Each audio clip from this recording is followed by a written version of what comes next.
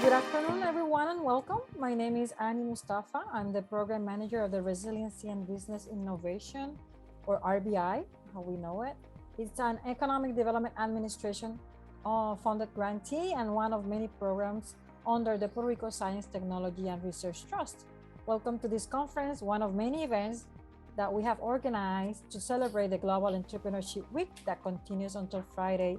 Before we start, I would like to introduce you to Gilberto Guevara, who is the Program Director and Senior Manager at the Puerto Rico Science, Technology, and Research Trust for a brief welcome. I want to welcome all of the participants in this workshop and particularly thank the panelists that will participate very openly with and in an engaging manner with the participants of this seminar. Resiliency is what we have been trying to build along with George Mason, who has provided a wealth of information and curricula well received and accepted by entrepreneurs, models, mentors, and practitioners here in Puerto Rico. Today's event brings a special guest from Canada that will explain the processes of bouncing back when plans don't work. I have to remind you that it's not always when plans fail that it's a catastrophic fail, but as the case of the experiences that many of the folks who are retiring are experiencing now is who do they pass their business to. We're seeing some resurgence of the model of transferring equity-built businesses to cooperative models to allow the employees to continue to be productive in their enterprises. So it's not always a fail that is a catastrophic fail. It's a need for pivoting. But today we'll hear a number of cases. So with that, I'll leave the experts to talk about the subject and to lead us through this. We're very encouraged from the Puerto Rico Science, Technology, and Research Trust to touch these issues and continue to promote the education of the mentors, practitioners, as well as the entrepreneurs in these topics. So welcome again. Thank you, Gilberto. During this conference, we will have short case studies, discussions of companies whose initial plans and strategies fail, but then were able to adapt to a new changing business and technology environment. Maybe some of them couldn't, but we are going to see the ones who could make it. This conference, again, done with HR Palante and, of course, long-term collaborators from George Mason University, Dr. Lynn Wells, Dr. J.P. Offred, and Bob Rogers. Also, we have the special participation of Margaret Hachey, previous owners of Duocom Canada, recognized as one of Canada's 50th best managed private companies, and she herself was recognized as one of the top 10 of the top 100 women business owners in Canada. It's a privilege to have you here, Margaret. Some housekeeping announcements. This session is being recorded and will be available later on our website. And of course, we have other activities going on during this week. You can take a look at it at prsciencetrust.org. Go under events and then look out for Global Entrepreneurship Week. With no further delay, I'll pass to you, JP. JP, it's all yours. Thank you very much, Annie. I'd like to briefly show the agenda for today.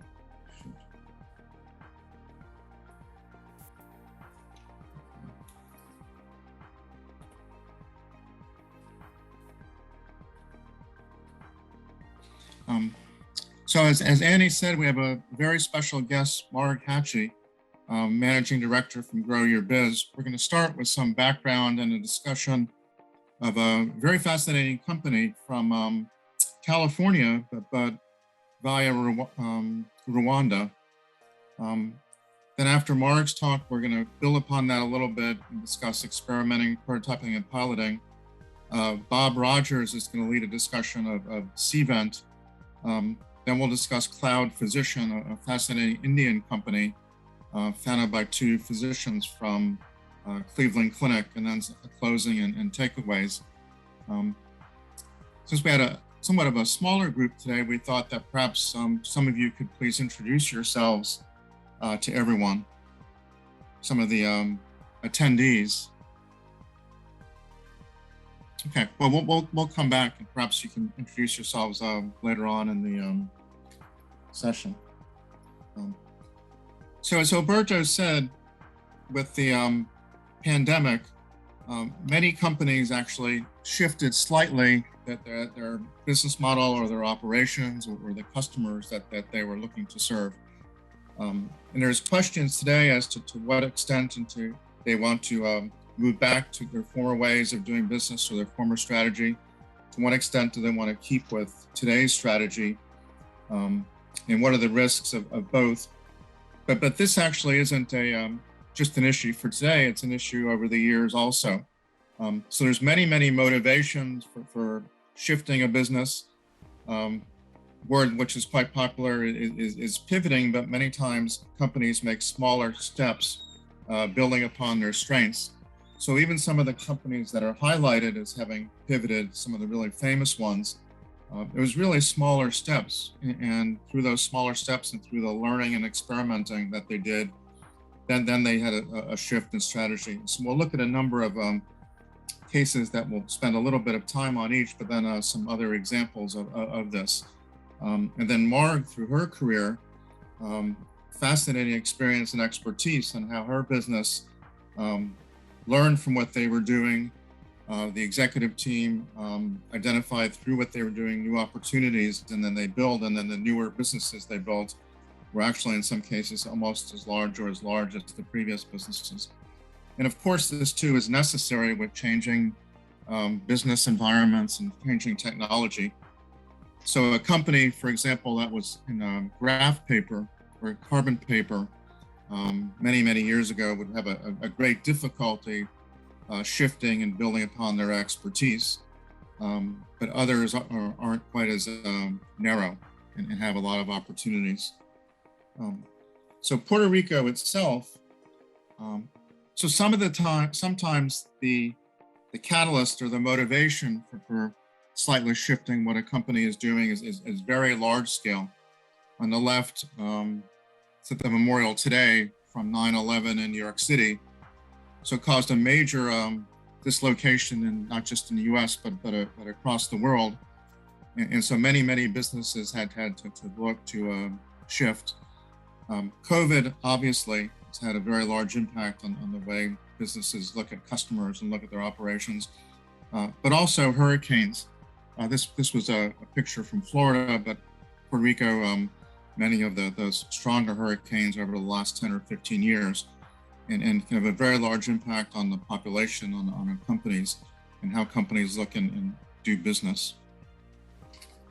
Kind of interestingly though, so these are very large catalysts, but there's ongoing technology change that can have a very large impact too. And companies look at how they need to adjust or might adjust based upon the technology changes. So there's a fascinating chart from McKinsey in regard to digital transformation. And it has two axes, and other companies have similar charts. One is the pace of change within the industry due to digital and digital adoption. And the other axis is the degree to which the industry is changing. So some industries, the pace may well be quite slow, and the degree to which the industry is changing is slow. And then other industries, it's very quick, both the pace and the degree to which. And so the need to shift is very different depending upon which quadrant a company might be in. So if a company is in a slow industry that's changing slowly with technology and to a very small degree, they might make small evolutionary changes in operations or how they interact with customers.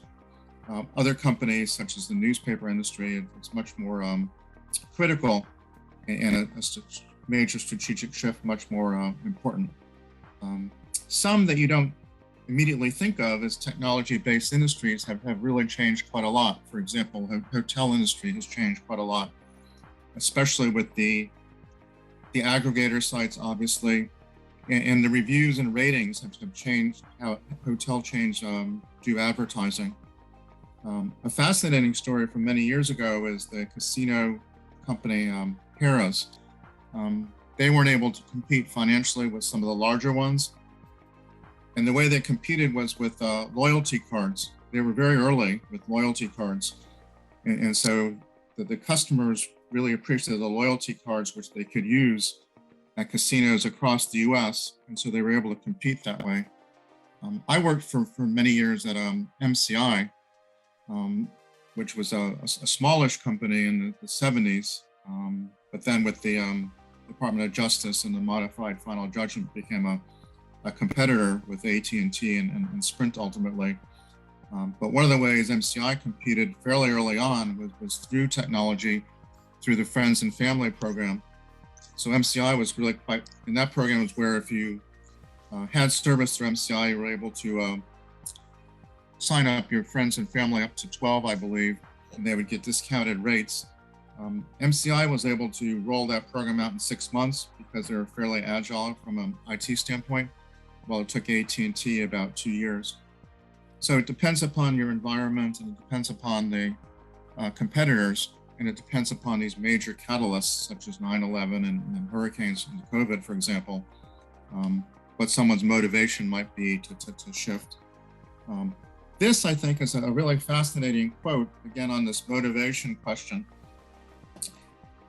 And I think it's true for many, many businesses. So we're with George Mason University, and like many universities, launch new academic programs.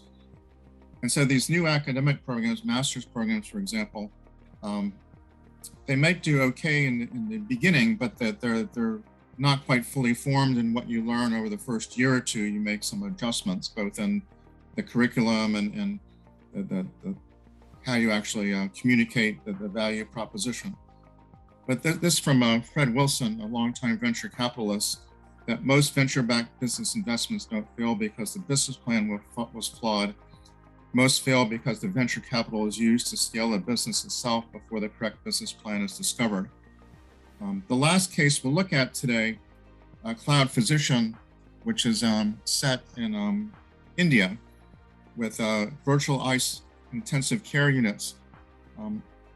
So after they started and launched, they actually went quite slowly in rolling out the service until they became very knowledgeable about what the service, how they would have to tailor the service for the Indian context. So the two physicians were very used to the US and Cleveland Clinic. The major hospital here, Innova, has a virtual ICU also, which they've had for about 15 years. But Indian's healthcare system much different than US, and so they had to make adjustments both in staffing, the business proposition with the hospitals, and now they've actually rolled out a home ICU service with a nursing and physician service called Nightingale. So there's a learning that goes on, and that's where part of the shift comes. And so that's where we think that this idea of pivoting is a matter of degree. It's not necessarily a full-scale pivot, which has large risks. It depends on someone's circumstance and the learning and how the industry is changing. So just a couple of backgrounds. So again, with this degree of shading, what some of the motivations are: the market changing, people, process, or profits declining, seeing a market shift, want to make business a stronger version of itself. Of course, there's very large mistakes that can be made too. Back in the late 90s, early 2000s, some of the large telecom companies were shifting somewhat to be hybrids with telecom plus services. And so there were a number of mergers. And one from a company here, a very good company that had fiber backbone network, PSINet. They bought a Texas-based IT services company named Metamore Worldwide. And so that it wasn't a good match. And ultimately that contributed to PSINet having to file for bankruptcy.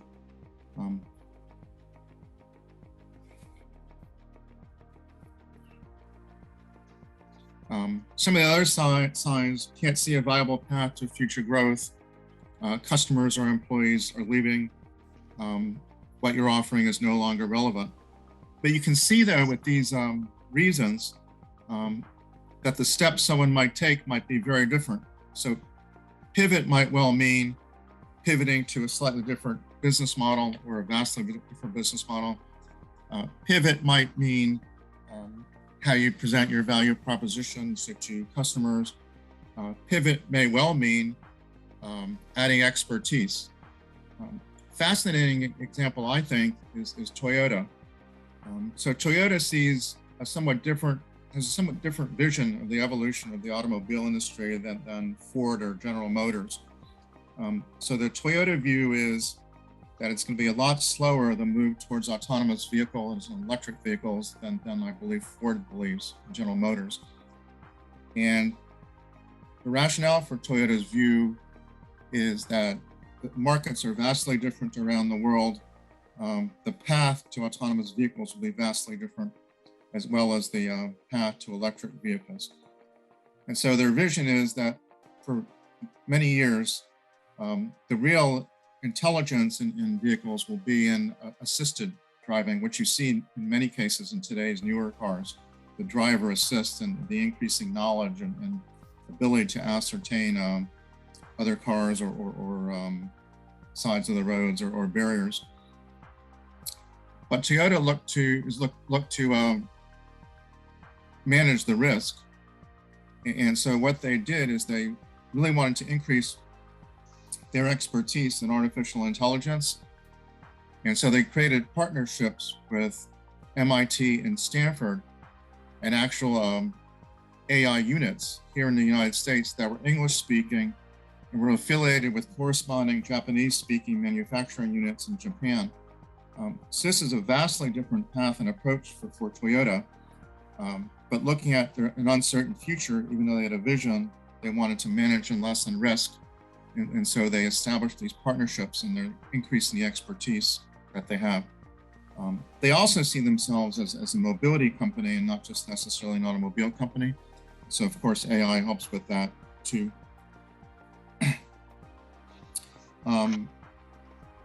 And as we said, depending upon what assumptions a company is making as to what do they have to assume in order to be successful, it could well mean a slight shift on value proposition or networks or on target customers, which we did see during COVID quite a bit. I want to look at a couple of quick examples and then reintroduce Marg. So this is kind of a fascinating story from the pandemic. Secaucus is a really quite nice town, about an hour northwest of Manhattan.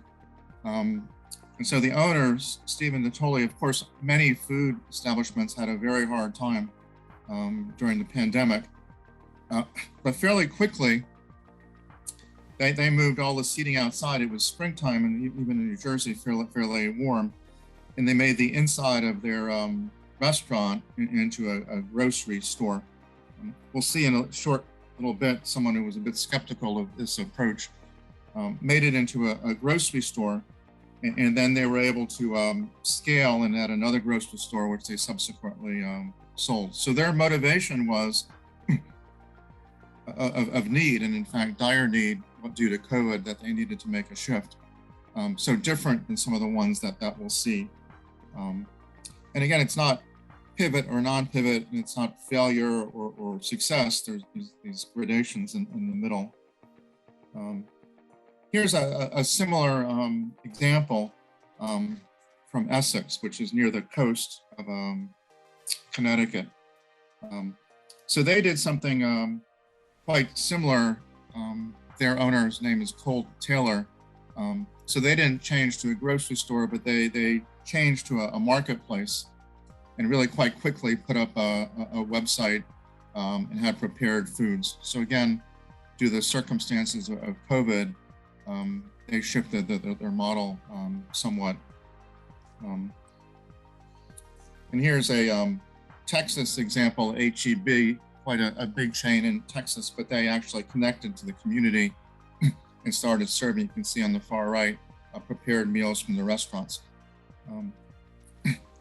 So in evaluating these companies with COVID were in somewhat dire circumstances financially and from a revenue standpoint, and some uncertainty as to how far they could go in the circumstances, even with their revised approaches. And here in Washington, we have a quite famous chain of restaurants, one by the Landini brothers, one here in Alexandria, but also several in downtown Washington. But their point was that these types of shifts could only last so long, and then they would no longer be viable. That the revenue wasn't they weren't going to be able to increase the revenue by selling paper products to such an extent to make up for the very high costs that they had here in the Washington area of rent. And of course, some don't quite make it, as this pub and restaurant in New York didn't. Going to close this segment with some very fascinating stories, which I think tie into Margaret's talk on shifts that were from learning within a company. So this is a very old company, obviously. And the founder was William Wrigley, and he was son of William Wrigley Jr. He was son of first William Wrigley, who owned a company, a soap company, which you see on the far right. So the son started selling soap door to door in Philadelphia and then Chicago, I believe. And as a means to sell soap, he started giving complimentary small containers of baking powder. And so the customers actually liked the baking powder more than the soap.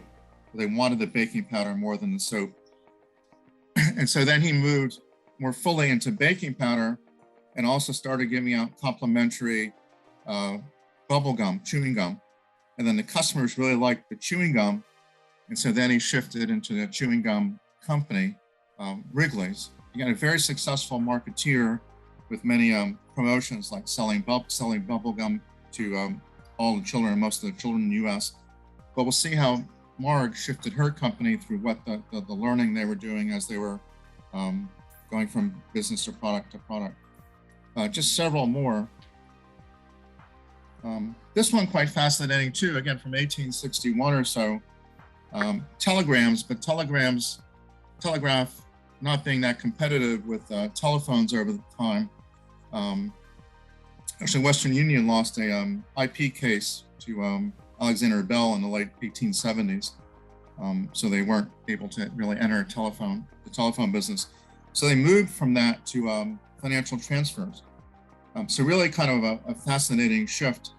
A really famous company in Kenya, M-Pesa, where you can do funds transfer by a feature phone, but now it's smartphone. So what that company has done now, they've partnered with Western Union over 150 years later to be able to make funds transfer from Kenya, from this M-Pesa app, all the way to someone in the United States. Who knows what this company morphed into?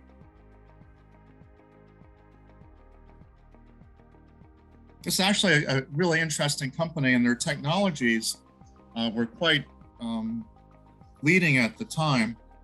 That you could actually have favorite lists from your friends on and audio record podcasts. So the company actually, they shifted building upon their technology, and it's actually Twitter, it became over time. So a shift building upon the expertise that they developed, the same founders between Jack Dorsey, but moving to Twitter. And another one with the shift, this one quite fascinating too. This was a multiple online player game, which really didn't have a winner in the end, but they were able to gather customer statistics and see usage. And so that, again, building upon the expertise to Flickr. And then one last one is this one, which had a fascinating idea. So the idea is collaborating on an initiative for public good. But groups of 10 to 20 started using it to partner together to try to get group discounts. So of course that idea became over time Groupon. So the learning and the experimenting and then moving from that to a somewhat different business, in many cases quite different, but you can see the similarities and how they built upon the previous expertise. So that's why we think that pivoting has matter of degrees. It's not either or, but it's this evolution in learning. So with that, I'll turn it over to Marg, who'll describe her journey as an entrepreneur and business executive. So thank you very much, Marg. And I'll stop the sharing here. Okay. Thank you, JP. And thank you to Annie and JP for inviting me to speak to you here today. And I'm not going to use PowerPoint, which is very rare for me, owning an audiovisual company. I always use visual support. But I'm going to share a lot of information in a very short time. But I want to share with you, and a lot of it's relevant to what JP was talking about. Often we struggle along in our businesses, and by just making some minor adjustments, we can make a huge difference. So my goal today is to give you some ideas on how you can make some minor changes to start operating in a way that's going to help you excel. In other words, work smarter, not harder. So I want to start with talking about some basic growth strategies that I had adopted. There's really only two ways to grow a business. Find new customers or sell more to the ones you've got. Sounds really simple, but there are a lot of challenges along the way. And one of the things I want to encourage you to do is to be curious. There are 5 reasons that people buy, and you need to understand these in order to make sure you're hitting the right answers for them. So people buy when you're going to make them money, you're going to save them money, you're going to save them time, which is a very precious commodity, as we all know. But you need to make it easy for them to buy from you, or you need to help them live their dream. So you need to have what I call killer questions to uncover what those answers may be for that individual. I would like to share with you that I'm a serial entrepreneur. I had my very first business at the age of 10. That's right, 10. My sister and I sold guppies. I don't know if you know what guppies are, but they're the little tropical fish, and they breed like crazy, so we had lots of them.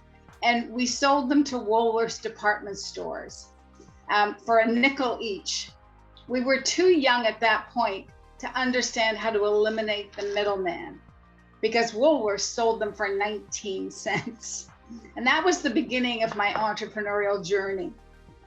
In 1980, after working for a multinational corporation for about 8 years, I decided, after much thought and research, if I'm going to work this hard, it's going to be for Marg. And I wanted to start my own business. So I ended up buying a 3M dealership. Now, I know most people think of 3M, Scotch tape, Post-it notes, but I was selling overhead projectors and transparency films. I don't know if you remember those. They were the communication tool for about 30 years in both business and education. And sometimes visiting schools, I see still overheads in the corner collecting dust. I haven't gotten rid of them yet. So my first year in business, I sold a whopping $90,000. Now that was a lot, $300 overheads and $25 boxes of film. And unfortunately, with a 25 to 30% margin, by the time I hired an assistant and rented warehouse space, there was no money left over to pay Marg. So things had to change, and they had to change quickly. So keep in mind, I'm competing with the big boys, the companies that have been established a long time. Some of the big box stores like Staples, they used to sell, transparencies as well. So I had to differentiate myself. And I started teaching presenters how to use the technology I was selling, doing workshops and seminars. And I taught them how to jazz up their presentations using more color film, which as a result made them use more of my product. But the best way to grow your business is to really listen to your customers. They give you the clues on how to grow your business. It is also very important for all of us, regardless of the industries we're in, to be involved in those industries. I made a practice of going to manufacturers' rollouts, always looking for the next blue ocean, trends coming in the industry. And it was at one of those rollouts that I saw the first, what I call, they were electronic transparencies, panels that sat on top of overheads. And it didn't take a rocket scientist to figure out all those nice consumable boxes of film I was selling was going to be replaced by that product. And then the next thing you know, they developed a product with its own light source. And we have now the data projector. So no more need of the overhead. So there goes all my products that I was selling at the time. But I embraced that new technology and started pioneering data projectors in Canada. Now, keep in mind, they were selling for between $10,000 and $12,000 at the time. And I would go to see customers who'd paid $300 for an overhead, and they'd say, "Oh, Marg, we can't possibly afford that." So I said, "Well, would you like to pay for it over time?" That was the beginning of my leasing company. I started working out a plan for the client. And then the beauty of that was I rolled them into a new projector every 3 years. So it was a great revenue source for me. During the time we were marketing all those data projectors, and keep in mind, they were larger at the time. And one of the customers said to me, "We'd love to use one for a meeting, Marg, but we don't have the budget. Can I rent one from you?" And I said, "Sure, you can rent one." So I think we were renting them at $500 a day at that time. And so the next thing you know, I've rented out all my demo units and I have nothing to demonstrate. So, but there's a market there. I realized there's a need here. Again, listen to your customers. So I put a second mortgage on my house for $50,000. I took the $50,000 and I went to the bank and I said, "I have $50,000, will you match it for me?" And they did. I had a business plan and everything ready to go. But with that $100,000, I bought an inventory of rental units. I leased a van. I hired a guy. We trained him how to do all the connections and prepared a one-page flyer in-house, nothing fancy. And I sent him on the road. And I said to him, "When you deliver a projector and set it up, drop a flyer into the businesses on either side." That rental business alone generated $1 million of revenue the first year we piloted it in the city of Toronto. After we were renting for a while, we had a customer ask, "Can your technicians stay?" Our CEO is very nervous about presenting with this new technology in case it fails. And after all, we all know public speaking is the #1 human fear. People would rather be in the coffin than giving the eulogy. So I said, definitely the technician could stay, but you're going to have to pay for him. And that was the beginning of another revenue stream for us. We started staging events. Now, not rock concerts, corporate events. Mind you, I did do the Montreal Jazz Festival, which was great. We actually staged Queen Elizabeth the last time she visited Canada. And we did the opening for the Canada Games, but basically corporate events.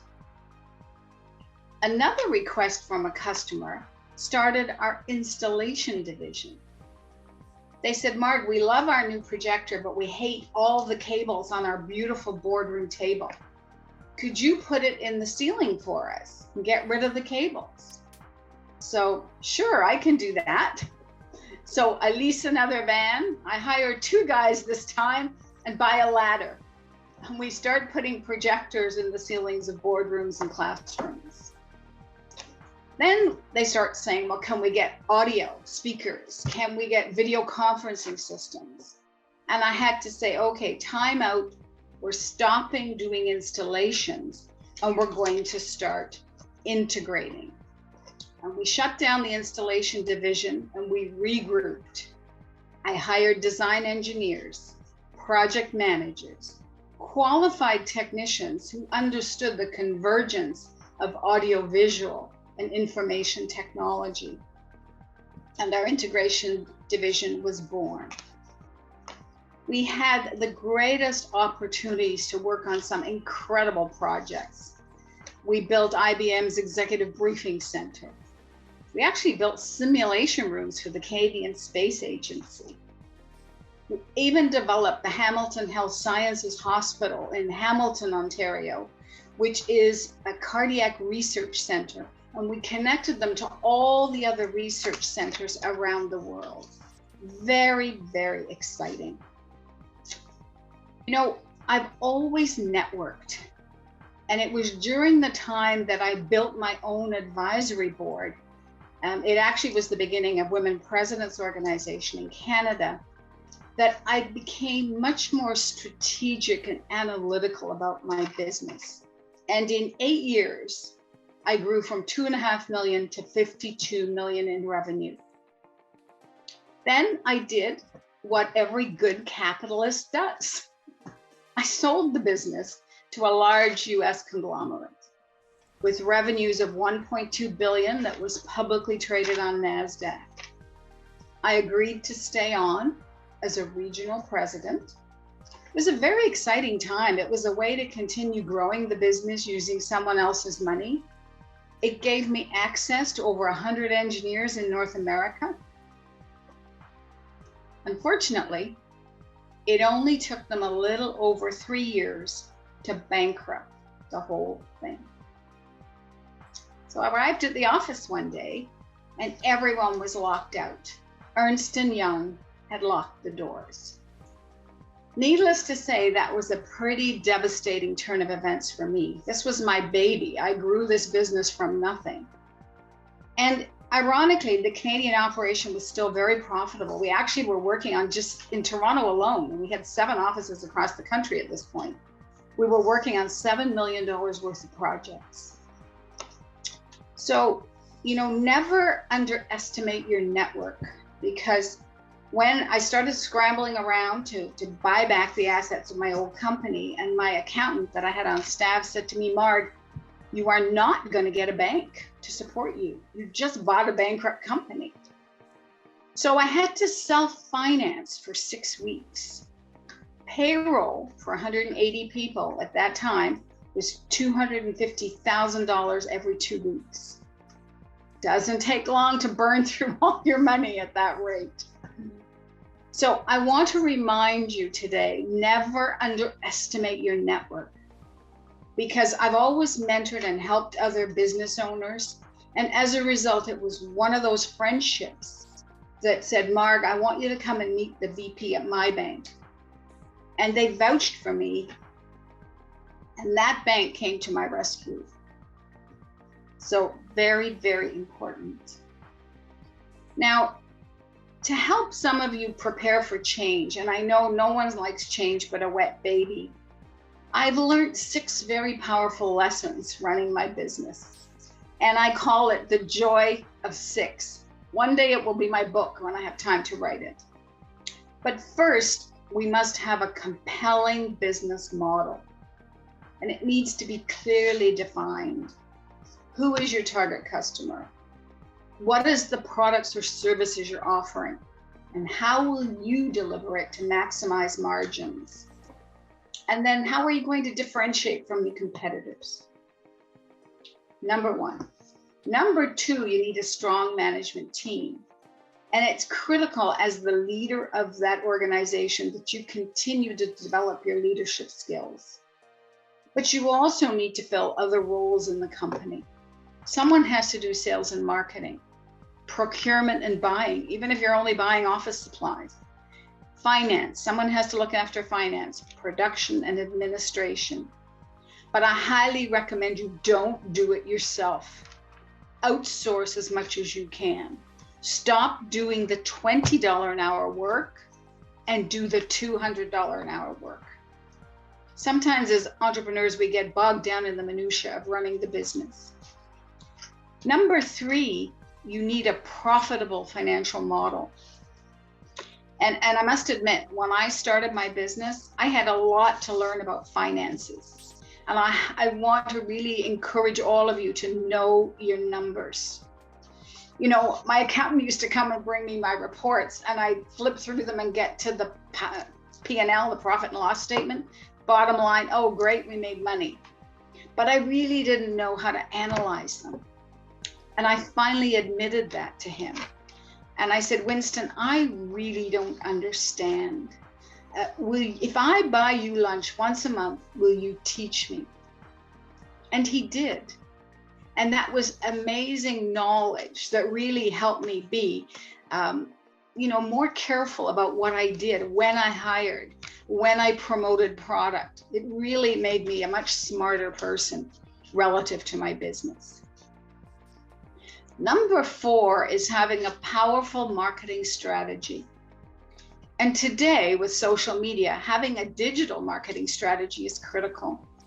But I must say, one of the best investments I made in marketing cost me 65 cents. And I bought a domed label that went on every projector I sold. And I used it as a sales tool. It had my 800 number, and I'd say to people, look, if you have a problem, there's my number. You don't have to look it up. It's right on the machine. But what happened was people were coming to the meetings, seeing the technology being used, and they'd take the number and call me because they wanted one as well. So remember, your marketing is critical. What you attract, you don't have to pursue. And also remember, there's a fortune in follow-up. Do you know that people buy after at least 5 connections? They very rarely buy on the first connection. So very important. Number 5 is using robust technology. Not necessarily the latest and greatest, but it's what you really need. Hardware, software, tools, resources, and most of all today, connectivity. You also need huge market potential. For me, anyone who had a meeting or needed to communicate a message or educate was a potential client. So play in a global marketplace. Today, you have no restrictions. You know, I often say to companies, you need to be going global. And they say, oh, no, Marg, no, we just want to sell in our own region. And then I ask them, do you have a website? Oh, of course, they tell me.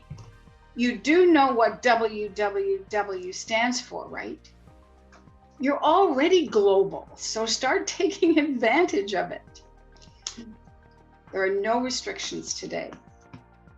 It took me over 9 years to build the business back up again. And I sold it again. This time, though, I thought I would retire and spend time with my 4 grandchildren. However, I soon discovered they have no time for me. And I wasn't quite ready to stay home and crochet, so I decided to do something else. All of my members on my advisory board said, Marg, you've always helped other entrepreneurs. We see you doing that. And so now I build peer-to-peer advisory boards at Grow Your Biz. And we too at Grow Your Biz had to pivot during COVID. All of our board meetings were live and in person throughout the continent. And that had to stop. But the beauty of using technology like Zoom is we are now more global. I have one board that I have women in Portugal, the United Kingdom in London, and cities all across Canada, all on one board. It is so dynamic. It's amazing how they support each other. So, you know, entrepreneurs really need 4 ingredients: enthusiasm, perseverance, innovation, and they need to be a problem solver, not just in their own businesses, but for their customers. And I love this quote from Dame Anita Roddick, the founder of The Body Shop. Remember, if you think you're too small to have an impact, try going to bed with a mosquito in the room. Anyway, thank you. I've shared a lot of information with you very quickly. So JP, I'll turn it back over to you, and thank you. Oh, thank you very much, Mark, for the wonderful talk and very inspirational message. Does anyone have any thoughts or comments? They're all shy. They don't even want to introduce themselves, JP. Yeah, very much so.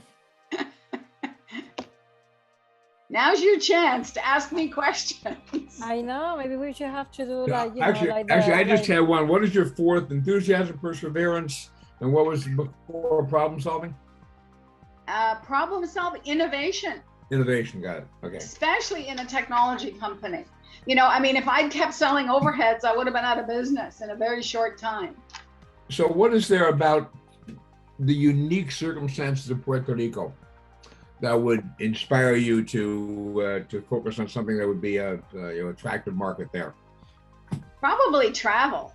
Now that we're getting back to travel again, it's such a beautiful area. And, you know, anyone I talk to about Puerto Rico, they say about the beaches. Someone else was talking about the beaches, the holidays. Certainly, I mean, I know San Juan is a very vibrant city. So really any industry could be very, very exciting.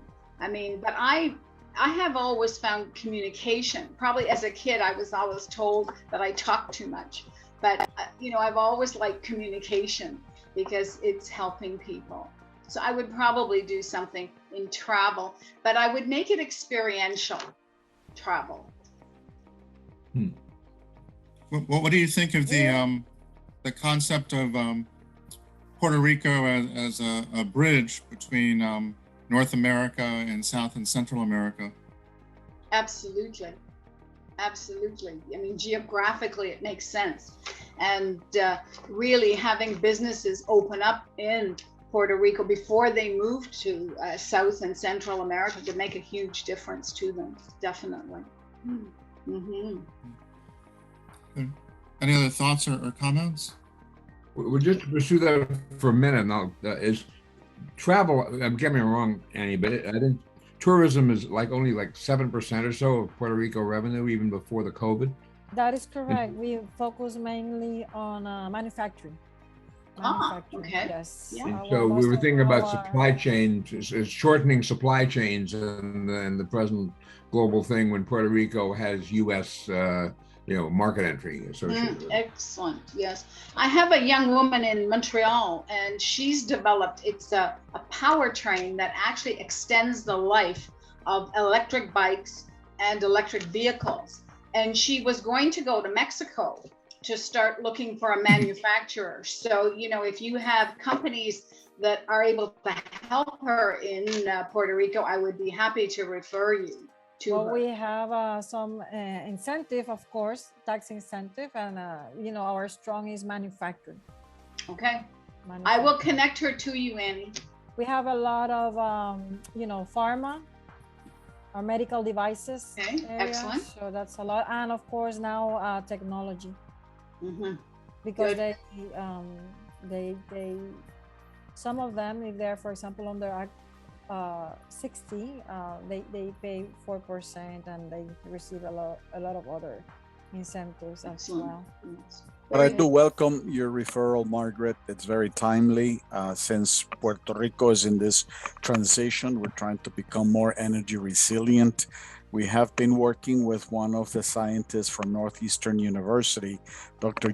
Eugene Smoken, who, by the way, has sold his equipment in over 52 countries worldwide. The company that he markets his inventions through is called Nuvant, Nuvant. capital V-A-N-T. So look it up on the web. He is a resident of Old San Juan, and his technology, what it does is precisely what your mentoree is looking to do. Eugene has been doing it for hybrid vehicles for the larger size battery. So welcome that referral, and thank you for your chat. It was very good. Thank you. Thank you. One additional question. I've worked some with the Canadian Ministry of Foreign Affairs. They have several accelerators in the U.S. They have one in Philadelphia for health technology, and Canadian companies apply once they reach a certain stage of revenue and robustness, and they come to the U.S. or several of the managers come to the U.S. for 6 months or travel back and forth, and then they meet U.S. executives and they kind of hone a market entry plan to the U.S. What do you think of those type of initiatives? I think that's excellent. Another initiative that's really good that we're finding here in Canada too is STEM schools for children. Actually involving them in science and technology in early ages helps develop the areas in that. So that could be very, very important. But definitely expanding that so that you're having people coming from Puerto Rico into the U.S. to learn all of those things as well could be very helpful. There's two others that I've done a little bit with here. One is from Korea, right here in Fairfax, Northern Virginia, Fairfax. And the companies come for a little bit longer, mostly in technology. And then France has a program, but the companies just come for a month in the summertime. They have different models and a little bit different motivations, but I think they've all three countries have had quite a bit of success with them. Very good, very good. I have a question, Margaret. So since you've also, besides your personal experience, right, and the fact that you also encourage and mentor other companies, right? Yes. Have you seen, or do you see, for example, that in terms of gender, like, are women more accept changes more, or is it can we say that it's something like a gender related, that they take changes more easily, less easily, or have you seen that by any chance? Well, I can only be based it on my own experience. I certainly adapt to change better than my husband. Okay. Okay. But that's, not to say, often, as JP mentioned, there are triggers that force us to change. When things happen in our lives, when I arrived at work one day and everything's locked and everyone's in the parking lot, that's the day you put your big girl panties on and you make changes. You can't stay the same, right? So I think we all have to adapt to changes, without a doubt. If you're a business owner, you've got to be ready to move if necessary. Thank you. Okay. All right. Well, thank you very much, Margaret, for all your real fantastic insights and wonderful talk. Building upon Margaret's point, again, Margaret really illustrated through her expertise and journey the learning from customers and the slight shifts. I wanted to show you two more, and then introduce Bob Rogers, who's going to take everyone through and discuss the CVent case. So let me go ahead and start. Sorry.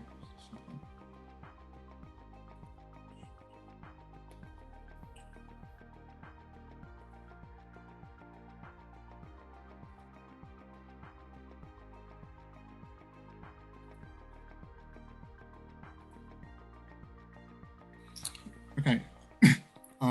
This was quite a famous robot at the time. It's about almost coming up on 10 years ago. And it was a Telepresence Robot from a company called Remotive from California. And it was actually, the way it it worked is you put your iPhone, and you can see the phone there on it. And the phone was actually the brain of the robot. It can actually go around the house with the camera and the video. So really quite fascinating that the company founder, Kelly Ronaldo, was from Las Vegas and had investment from Tony Hsieh from Zappos in Las Vegas, and also through a Kickstarter. And they did quite well, but they weren't quite making it. They had a lot of expertise in robotics and in AI. And so they in an interest in aviation and healthcare. So they shifted actually to what looks like a vastly different business. But I think what's interesting about it, besides how successful they are, is that the way they went about taking it to market, and to a large degree by talking to potential customers. So this is a fixed wing drone, and you can see it has a launcher. And so back 8 or 9 years ago, you couldn't really fly these in the US, and in fact, really quite limited as to what you could do with them until during COVID, when the restrictions lightened up a little bit. But their motivation was that the large number of people in rural developing countries that didn't have access to timely medicines. And others have worked on this problem too. Novartis had a wonderful project in Tanzania. And the motivation for that project was with the Tanzanian Ministry of Health. The motivation was that for someone who's under the age of 5 who contracts malaria, if they aren't treated, there's a significant risk of a mortality risk. And in Tanzania, there were stockouts of malarial medicines in the rural clinics.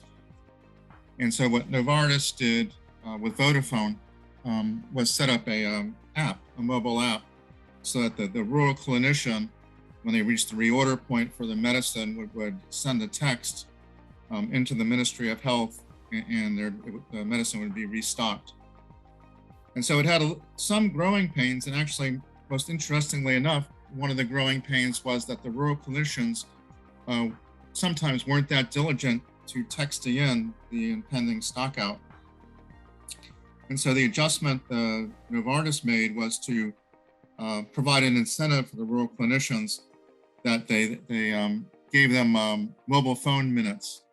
It wasn't unlimited use mobile phones in Africa at the time. So mobile phone minutes, if they texted in the information, mobile phone minutes to their personal phone.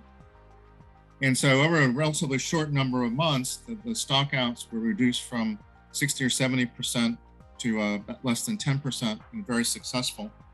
So this company too, still the risk of stockouts, especially in rural areas and mountainous areas. And then they also did a lot of research on design. And so the initial thought was a hybrid between a fixed wing and a quadcopter.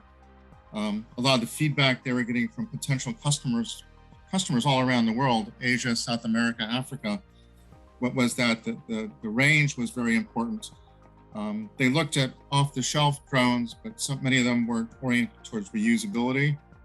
And then also with the amount of energy that for takeoff and landing, they developed this launcher to less than the amount of energy. And so the company moved from the robot to this fixed wing robots to households and children, primarily US, to this fixed wing drone delivering medicines. And one other thing they really needed was an anchor partner. And so Rwanda being quite leading edge in technology and using that leading edge as a way to promote Rwanda.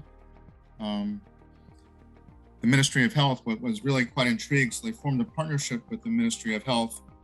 The project now has been really quite successful in Rwanda, and it's run to other countries. But I think the most fascinating thing, or one of the most fascinating things, is here. So during COVID, the FAA has slightly lightened up on the drone restrictions, including the line of sight. in regard to deliveries. And so Zipline now with a partnership with Walmart for drone deliveries here, a trial, but in the US. So I think the point of these is this idea of experimentation and talking to many, many customers. I think I'll go ahead and show a really short 2-minute video on this to really get the feel of the wonder of this company. And then we'll talk about a pharmaceutical company briefly, and I'll turn it over to Bob. Here's Mike Valvaldi.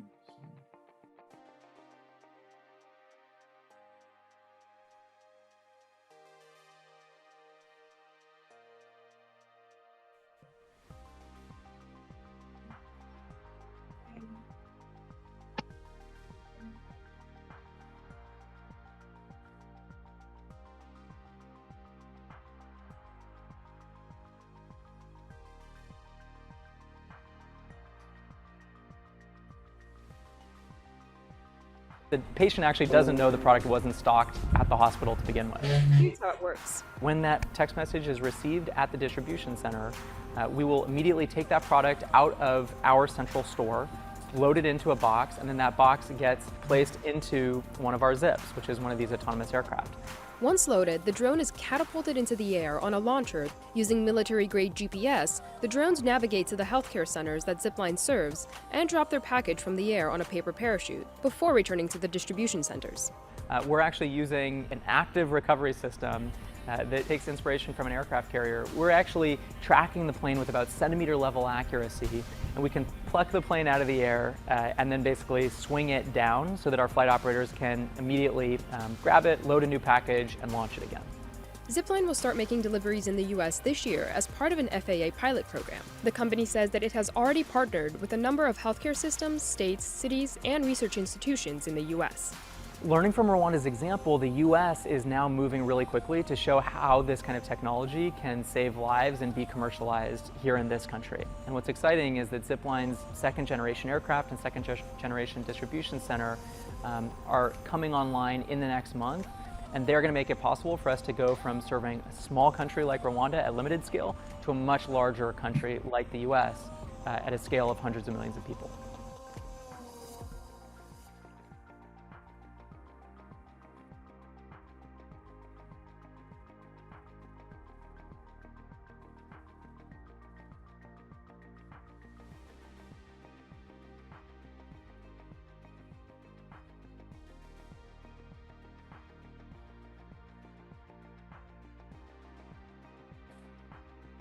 So really fascinating story, I think, but you can see the moving from expertise with robotics, talking to customers, shifting to some degrees in a large way, but in some degrees not so much, but continuously learning and then adapting, and then now coming back to the US. So a fascinating company and doing quite well. To wrap up before turning it over to Bob, this company also quite fascinating, and a company that's also really was oriented to experimenting. Partially it was through the incubator program that they were part of through IDEO, up one of the MIT affiliate.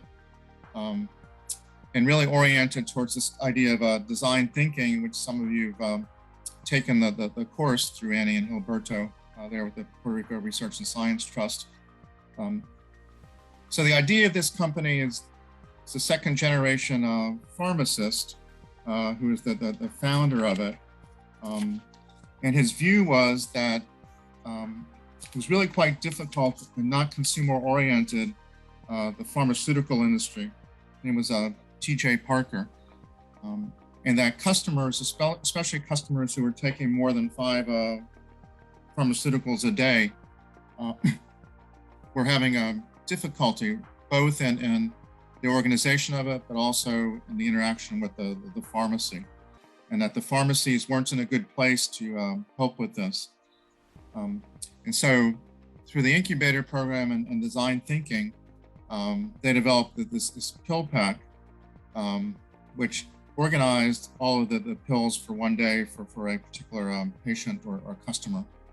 So you've all seen many competitors, in a way, alternative products to this. There's a number of products on the market that look like a what's a long rectangular shape where the pills for each day are there, and some of them are internet connected now. So many that are oriented towards this. This one connected right to the pharmacy. In the experiments they did, they even went to the extent of hiring or establishing a kiosk in a shopping mall for one weekend. And on each different day, they trialed a different price. One day, $19 for a month, one day, $29, and one day, $9. And so through that, they decided that $9 was too low, $29 too high, and they went with the middle one. But again, talking to these customers. Does anyone know what happened to this company? The name is PillPack. It was really quite interesting. There was a newspaper articles about 2 years ago that Walmart was considering buying them. It turned out, though, that Amazon bought them. And so this company is one of the foundations of Amazon's move into the pharmacy business. But again, you can see tailored very, very directly to the customer experience. Okay, so with that, I'll turn it over to Bob Rogers to discuss the CVent case. Okay, thank you, JP and Marg. Very interesting information.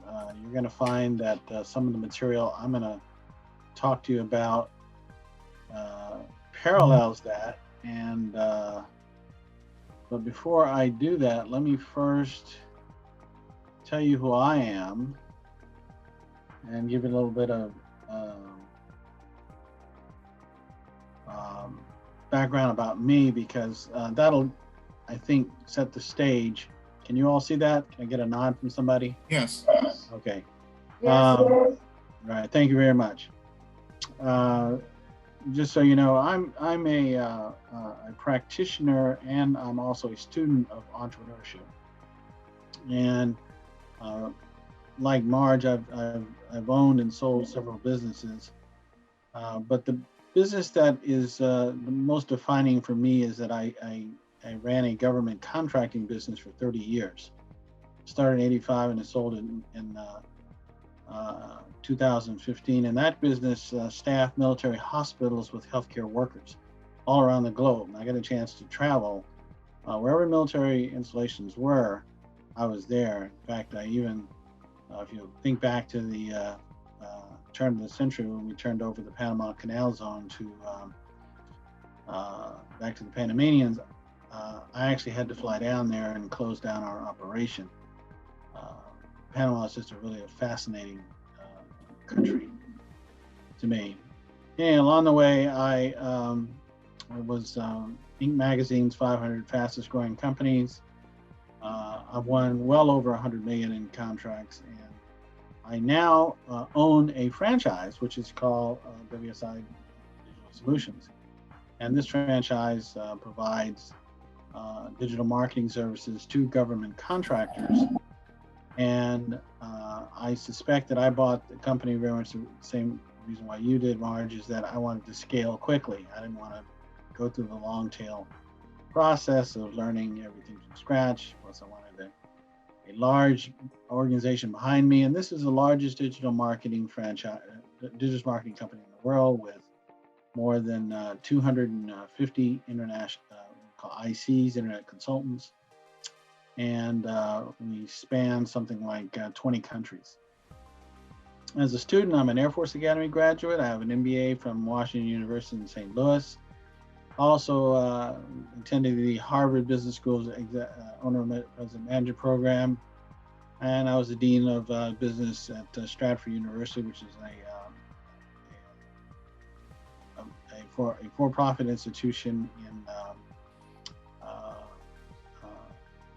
it's all over the Washington metropolitan area, mostly in Northern Virginia. And I was also as an adjunct professor at Northern Virginia Community College. And the reason why I got into that is because I was on the board of the community college 10 years. And they said, no, you can't leave, you gotta stay and teach. So that's my background. And let me get out of this. And then I'm gonna show you and talk to you today about a very fascinating case that I came across, and I'll have to apologize up front. I thought you all were going to be able to download this case in the chat, and we've made several attempts to do that, and I don't think that has borne any fruit. So I'm going to have to talk and walk you through this, and then at the end of it, we're going to have 3 discussion points, and then I'll close out with my own experience. And give you a synopsis of what I think you need to survive. So the title I gave to this is a Survivor of 2 Disasters. And Cvent, as you can read there, is a privately held, it's always been privately held, a software as a service SaaS company specializing in meeting events, hospitality, and management. And it's a web-based company where you do online registration, event management, email, the whole 9 yards. They do everything for you. And before I left Northern Virginia, I actually lived in Tyson's Corner before I moved to where I am right now, which is on Cape Cod, Massachusetts. And so Cvent was a neighbor. I used to go over there and mingle with several of the people there, and actually was ate in their cafeteria a lot of times. But anyway, the founder of this organization is a gentleman named Reggie Agarwal, and he founded this way back in 1999. While he was an attorney, he had a network of people that he had put together, and he raised a bunch of money from what can be described as Washington, D.C. tech royalty. You have heard of companies named AOL.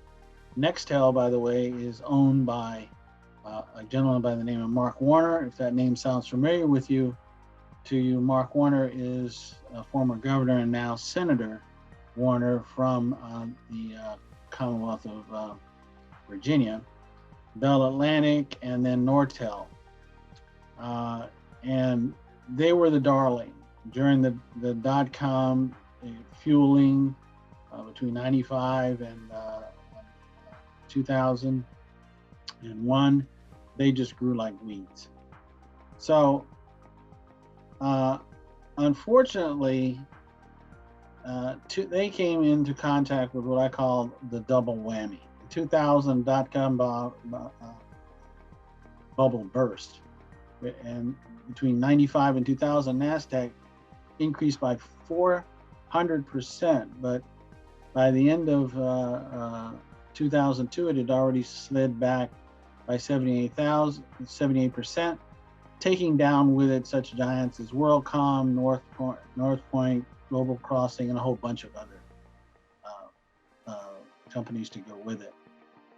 That was quickly followed up the next year by the most horrific attack on this nation we've ever seen, 9/11, coordinated attack by Al-Qaeda, 3,000 casualties, billions of dollars in property.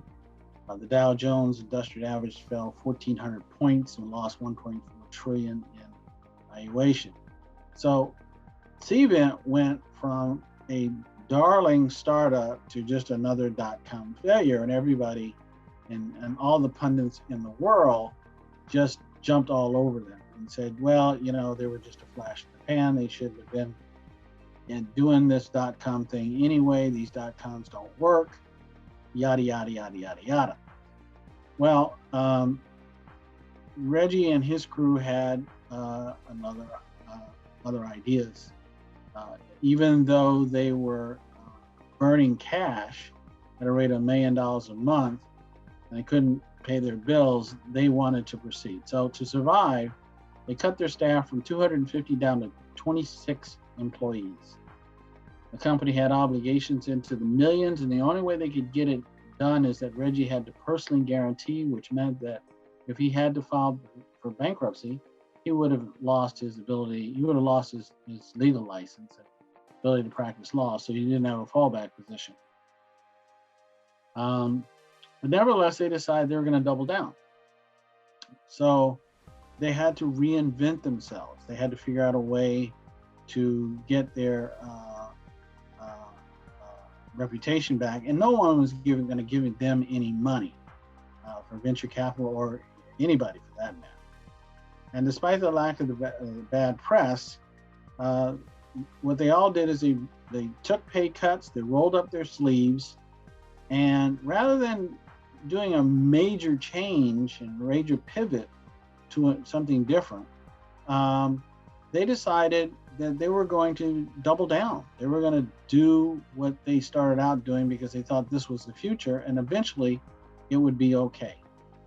And so they decided to increase their customer experience. They concentrated on long-term growth potential companies,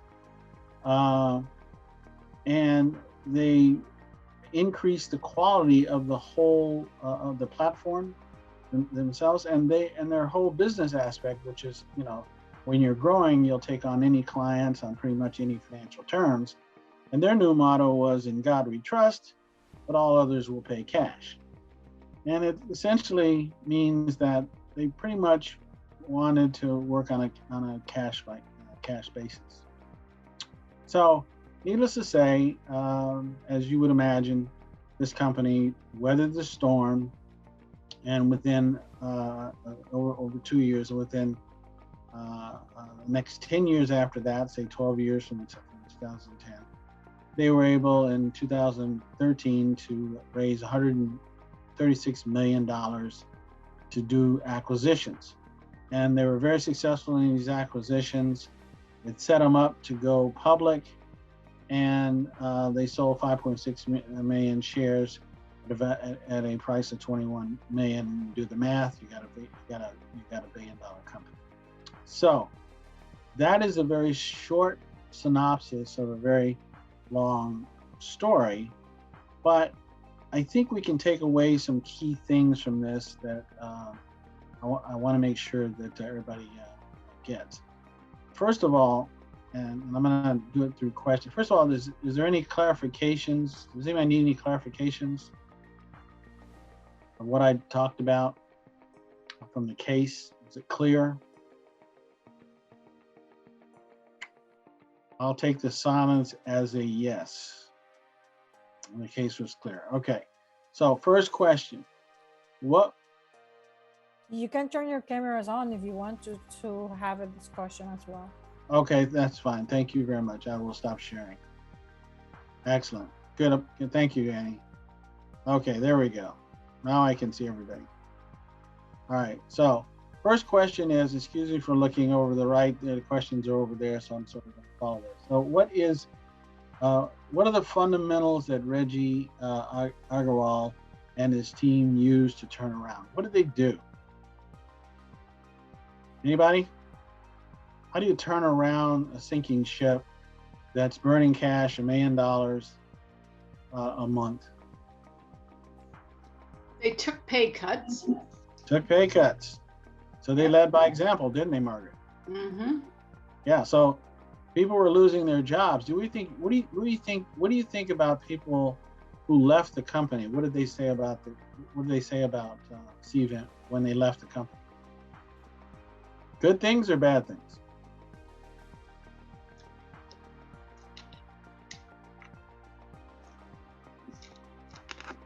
Well, I want to share my personal story later about going through something similar to this, and I can assure you the people didn't leave saying, "Gee whiz, Bob, you're a great guy," and this is a wonderful company.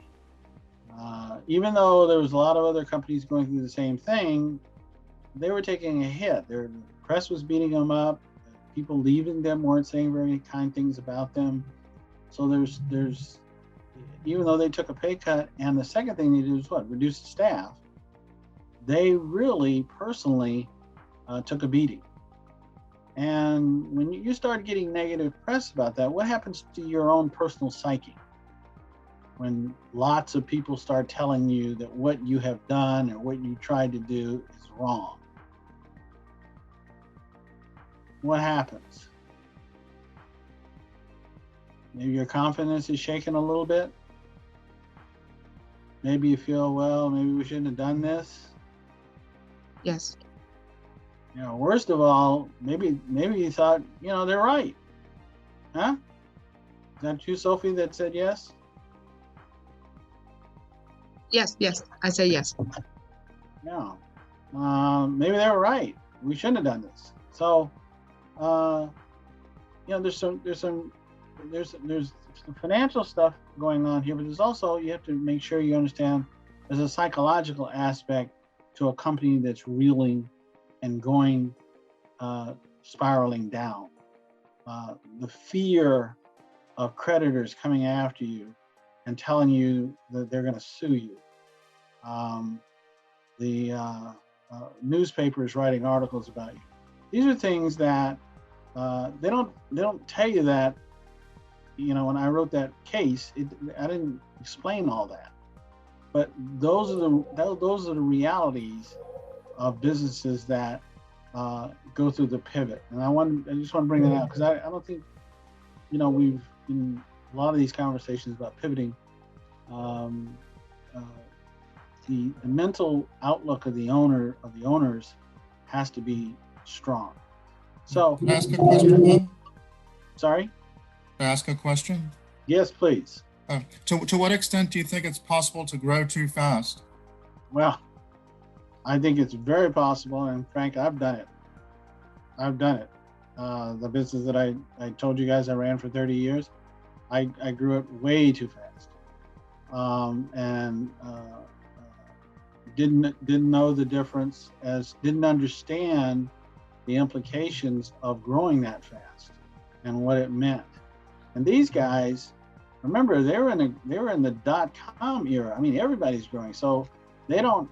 Everywhere you look, if you're not a .com growing, then you're not what? You're not really on the cutting edge. Yeah, it takes a lot of money to finance the growth as well. Yes. I know from a personal experience, when we started doing $1 million projects, you're tying up so much capital to buy the products you need to do the job, to pay the technicians to do it, that it ties up so much cash that you need to increase your lines of credit in order to do that. And how do you increase your line of credit? What do you have to do? Yeah, go deeper in debt or put Go up deeper personal in debt. guarantees. That's right. Personal guarantees. Yeah. It gets scarier, right? You get further and further out on the limb. Yeah. There's a It's a great fascinating question, book JP. by Gene Ross from MIT. It's called Architecting the Business. It's about competing digitally and building a digital business from the ground up. But part of the emphasis is this internal operational enterprise architecture that's really a part of scaling and part of the planning. Yeah, I agree. So why do you think these guys, instead of getting out of the business or doing something else, decided to double down? What does the case imply? They believed in the business. They believed in it. Okay. At the end of the day, it's really one of these things that sound so simple. You know, it's like, well, of course they believe in the business. They started it. Well, yeah, it's easy to believe in something that it's all nice and happy and wonderful at the beginning, but when the reality of difficult times come, where do you really come down? And I'm not saying don't pivot. And these guys, to a certain extent, had to, if you want to call reinvent their business model, to improve it, a pivot, you can put it in that category. So they didn't just keep doing the same thing. They had to make changes.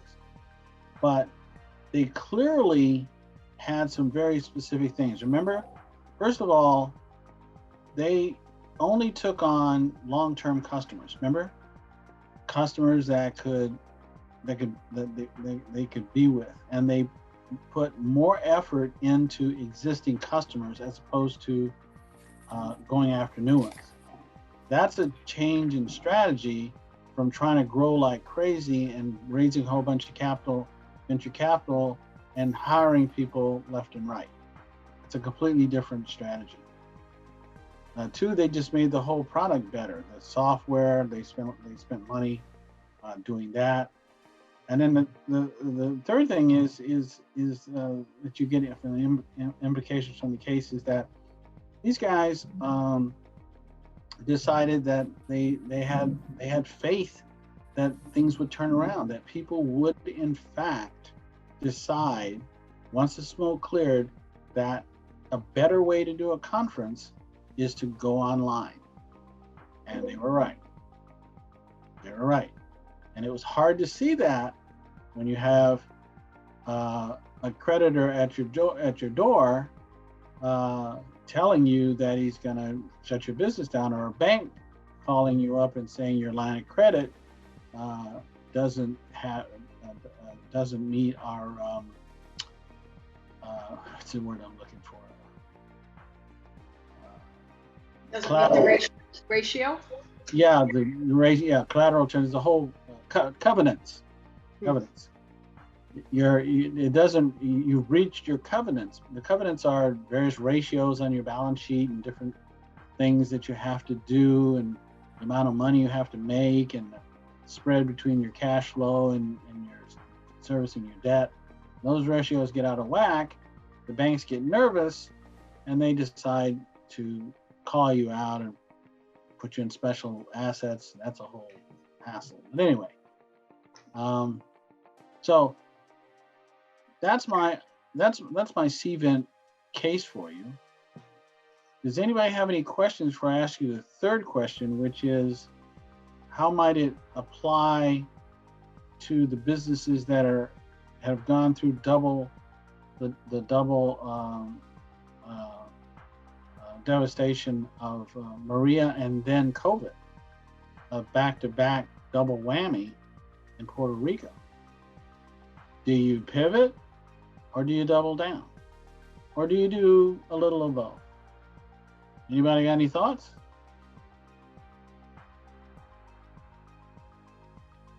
Anybody want to share a personal story? I'd love to. It would be depends on the. It would be depend on the type of business. For example, we had a conversation this morning with the owners and the founder of Diamond Bite, and how they started before the pandemic as a delivery service from restaurants, and how they have to pivot, right? And they were doing deliveries during the pandemic more, and then now they are also doing like delivery for retail as well. And you know how they kind of change, depends on the challenges that arises, and of course listening to their clients as well. Very good. Yeah. Thanks, Annie. Anybody else?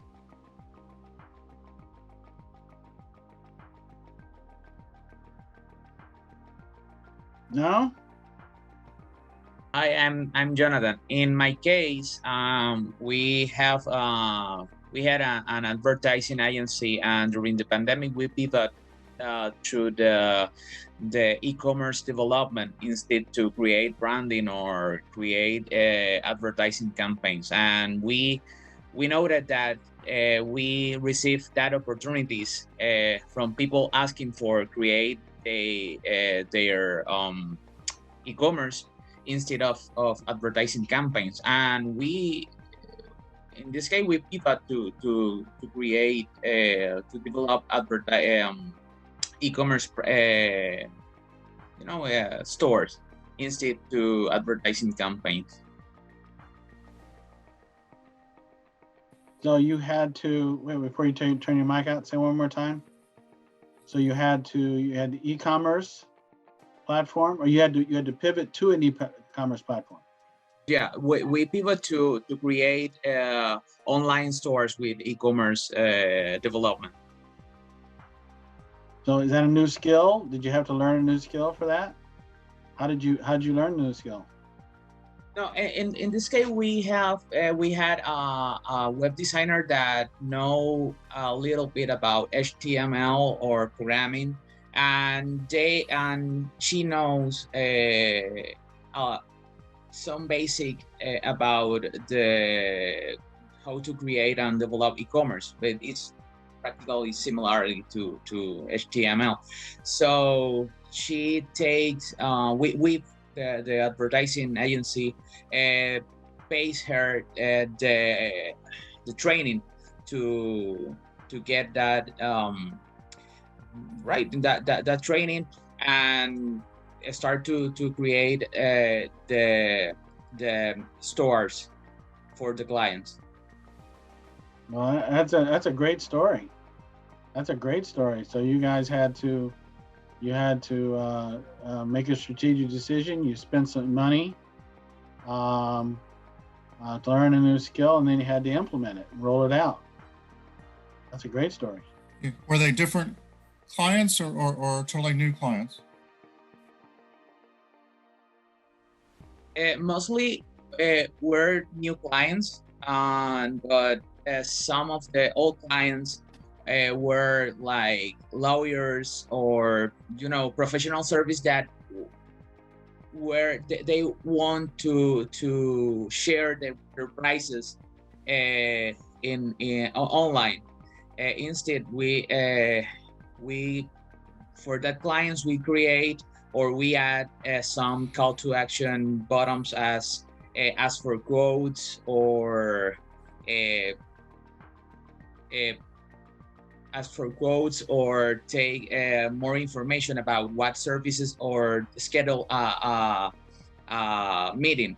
Instead, with the new clients, mostly of that clients, that new clients were from they sell products that were more easy, were easier than professional service. In our case, also remember that when we started the program, we were supposed to give on-site seminars. And that's why, George Mason University were our partners. So they were supposed to come here to Puerto Rico to give courses on how to create a resilient plan. And then the pandemic hit, and we have, like everybody else, changed from a presential site to a virtual with Zoom. That was quite a challenge. It was. We had to learn how to use Zoom. We had to learn how to post stuff on our websites. We had to send out invitations. We experimented with a lot of different formats. We learned how to do breakouts. That was quite an experience. I learned a tremendous amount. And the interesting part was that we were able to impact more people than we have expected, even from other parts of the world. We always had a contingent from the United States. People who lived in the States and had a connection to Puerto Rico here. One more question for Jonathan. Are you going to keep with your new line of business? Right now, yes. Yeah, we keep that line of business. Also, I add a consultant service because most of the clients ask for guideline how to approach or how to get their efforts of marketing done. So also we add that consulting part that we don't have it. We don't have it in the advertising in the agency. Well, that's neat. That parallels Marg to some degree. Okay, so I'm sorry. Go ahead, JP. Oh, go ahead, Bob. I think I have about 5-10 minutes left here. Yes. Okay. Let me just close it out with I'm going to try to leave you guys with 5 things from personal experience that I think as you go through the pivoting or you go through the decision or you run into a crisis, what do you do? And this is based on my own personal experience with a company that I owned. And in the introduction, I told you that I staff military hospitals with healthcare workers, and that's true. But what I didn't tell you was I owned another company, which was a pediatric rehabilitation company that offered services to infants and toddlers for speech therapy, physical therapy, and occupational therapy. You say, well, how can a toddler do speech therapy? They can't talk. Well, the fact of the matter is that in the United States, there's something called the IDEA Act, and it has what's called a child find, and any child that's born in a hospital is tested for disabilities, and they are immediately moved into programs. And most people don't see these programs until they hit the public schools, but the programs exist, and that's part what they call Part B. But Part C of this funding goes to these infants and toddlers, and it's designed to make sure that they get help and get into the program, because it'll cut down on how much the schools have to spend. But anyway, we had found this market niche, and we had gotten a revenue model based on reimbursements from insurance and reimbursements from Medicaid, which is a state agency.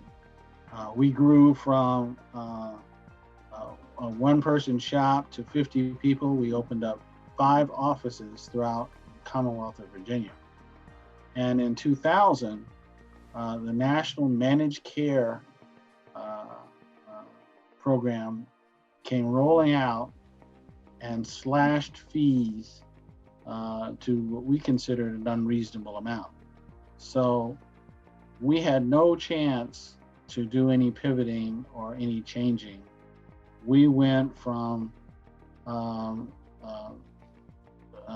50 people down to 5, and we closed 4 of our offices. So we only had the headquarters office, and we only had one main client, which was Fairfax County. And we really just struggled through it until it passed over and we had a chance to redo our business model. So what are the steps we took to stay alive? Number 1, stop the bleeding. Whatever it takes to keep the amount of cash from going out to be less than what's coming in, you have to do it, whatever it is. Taking a pay cut was one of the things that I had to do. Even though the other division that I had was profitable, it didn't seem right to me to not take a cut when I was letting lots of people go, and the people who were staying were taking pay cuts. So the other thing is that we stopped being a growth company, and we started being a focused on cash flow. Everything we did was cash flow. We brought in some outside experts, some turnaround people, some people who are specialized in this. If you ever find yourself in this situation, there are people out there that can really help you. And they developed spreadsheets, and they developed forecasts for us. We had weekly meetings with lenders, vendors, bankers. Oh my gosh, spreadsheet heaven for those who love spreadsheets. But anyway, this practice has stuck with me today. I still use spreadsheets and still run my business off of cash flow. Third thing is keep keep your good customers, the ones that are really good and long-term. Give all your attention to them.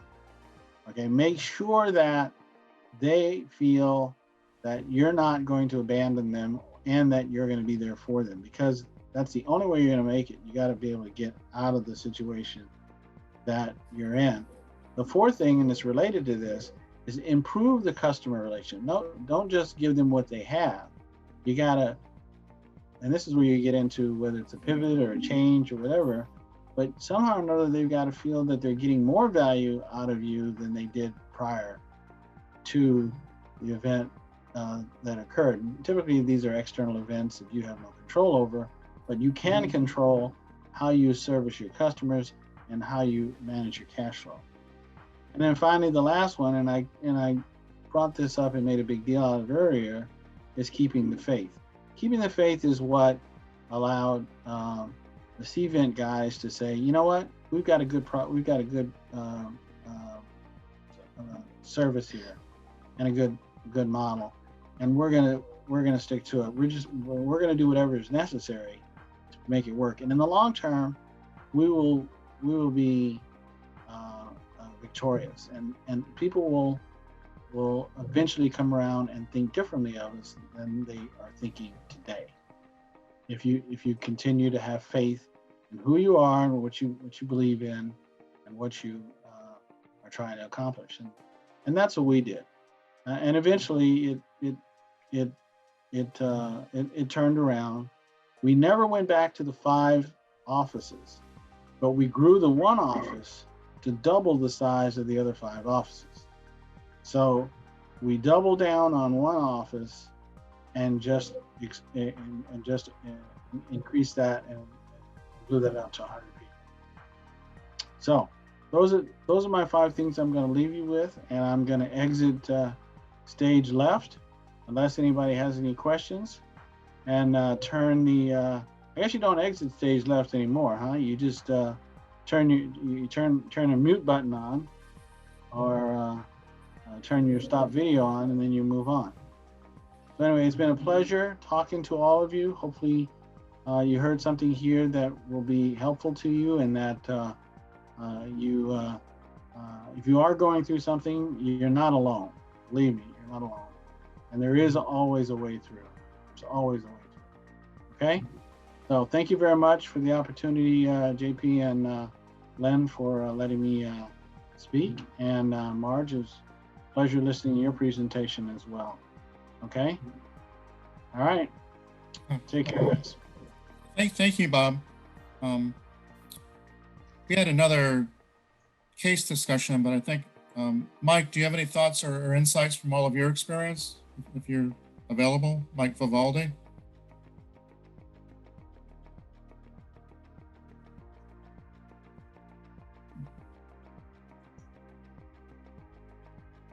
Okay. Just in case he's muted. You're muted, Mike.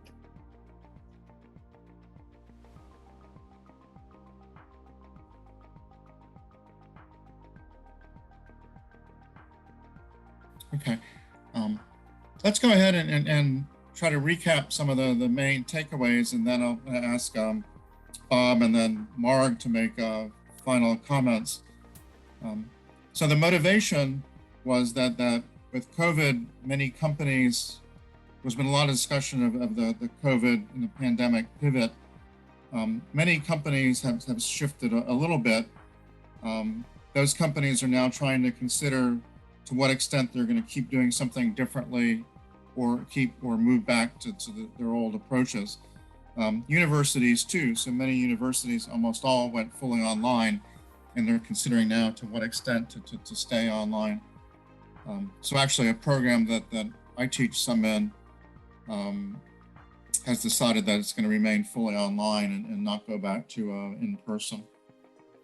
So companies are considering what to do as we leave the pandemic. There's all these many catalysts for beginning to look at shifting some. The very large catalysts such as 9/11, COVID, major hurricanes such as Katrina or Maria. There's other catalysts which can be large, such as technology, or they can be more slow evolving, like a slow onset disaster type of event. And so with each of those, companies need to decide to what extent to have a shift in business model, target customers, operations, expertise. And that was the point of the seminar, actually, to have some insight into the motivations and then some examples of what companies have actually done and what their experiences have been in considering a shift and undertaking it. We looked at 3 larger experiences: Margs, Bob Rogers before, Cvent, and also Zipline, but then many others what we looked at quite briefly, including some of the tech companies, such as the evolution to Groupon and the evolution to Flickr.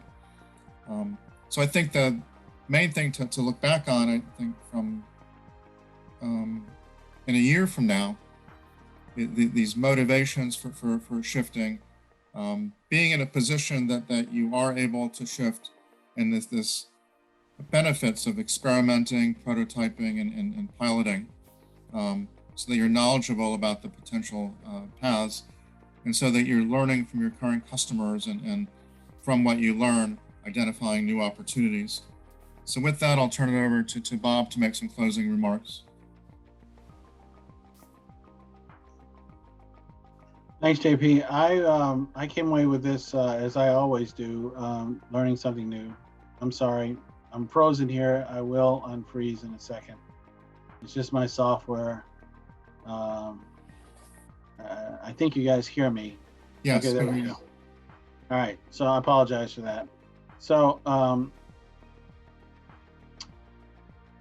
the only thing that I would add, and Jonathan, I really appreciate your bringing this out, and actually all the speakers, or anybody who mentioned this, we never really said it, is that almost every business today has shifted to some type of digital platform, and that we are going through